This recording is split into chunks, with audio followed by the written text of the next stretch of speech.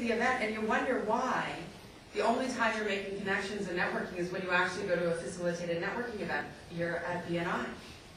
It's because the principles and the techniques and the attitude that you have in this room is the same attitude that you need to take out into the world.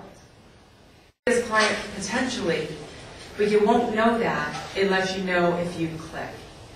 And sometimes we jump the gun. We go to that sales cycle, and especially as entrepreneurs or people who are on commission, ones who, like, the bread and butter is based on whether or not you can bring sales in the door. Okay, we're all in that position. In this room, I would suspect most of us are. And so, you know, you get so focused on, I've got to meet the month-end targets, or I've got to pay my bills. And every entrepreneur has been there, wondering, okay, how am I going to make this happen? How am I going to make it come together? But our agenda and our challenges and our urgency are not the same as the people who we're meeting. And so you need to recognize where people are at in the stages of the relationship. And Jim, if I could ask you just to forward the slides for a moment, please. No problem. And so when I started, I used to say, networking is not selling. And people will be like, okay, yeah, I get it. Networking is different. It's connecting and it's education. You just push the little guy in the front. Not that little guy, the little guy before that. Okay, why don't I come over? Oh, hang on a second. Let me get my glasses and that'll make it. There we are. We're all good. Which one was that again? That was the little guy. The little guy in the front? Just show me that little guy for you. Right there. Oh, right. Okay. Little guy. I had a that comes from any of our networking efforts or from business development or for anything in life is the challenge of not understanding the basics of how to do it.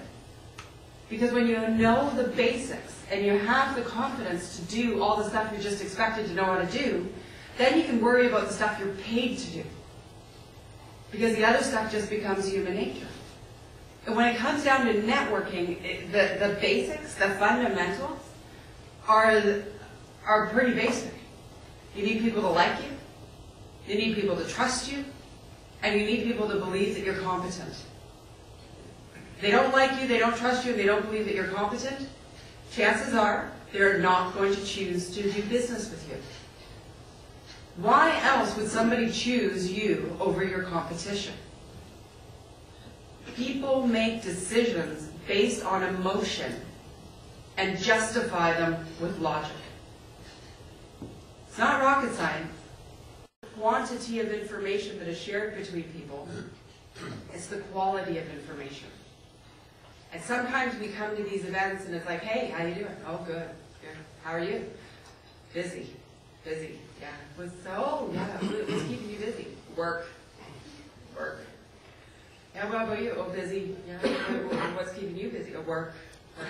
Hey, good to see you. Yeah, you too. Have fun at this event. Yeah. Anybody had that conversation? Or a variation of? That's what happens at these events so often. But it's when you get to the real stuff that it really matters. And you get that human connection which creates the bonds, which creates the fact that people want to work with you.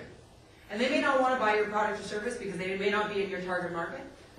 But at the end of the day, they're going to have an emotional connection to you. And one day they may, because they'll become part of a strong part of your network and could become one of your best cheerleaders out in the workforce. So the fundamentals, like you, trust you, believe you're competent, absolutely essential. They need to know who you are, what you do, what you have to offer. If you don't tell them, how will they know? People do not have ESP. And so often we know people for so long in our lives and we expect that we just are supposed to, they know what we do. And often I say to people, what do you do? Like, please, kindly just tell me. And please, it does not have to be complicated. I think that it's very important to have your 60-second or your 30-second elevator pitch so that when you're at a function like this, you stand up and you know that you need to, communicate your value among the room. And quite frankly, nobody cares what you do. They care whether they like you, they trust you, and they believe that you're competent. And then they want to know what you do. But people don't need to know every idiosyncrasy of what the value is that you have to offer at that moment. And sometimes when we go to these cocktail functions, and people are, having a glass of wine or talking, And then he's like, what do you do? And they go into the big elevator pitch with all the value and the benefit and the feature statements backing it up. Anybody ever heard this? Right?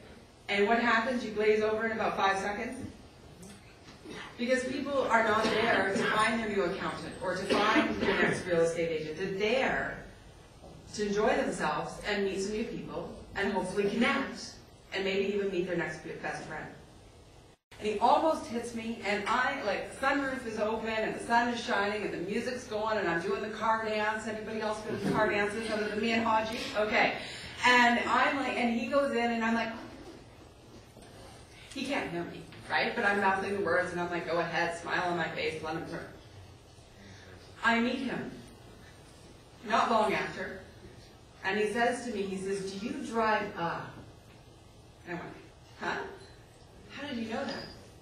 He goes, I'm the idiot in the saw who almost hit you the other morning at Tim Hortons. He said, but you know what? You were so nice about it. I would work with you. But how many times, when we're out in public and we're interacting with strangers and we don't think it really matters, what would be the normal reaction in a situation like that? Early Monday morning. Right? So, you know, each and every time that you interact with another person, it will either add to, subtract from, or reinforce the opinion that person has of you.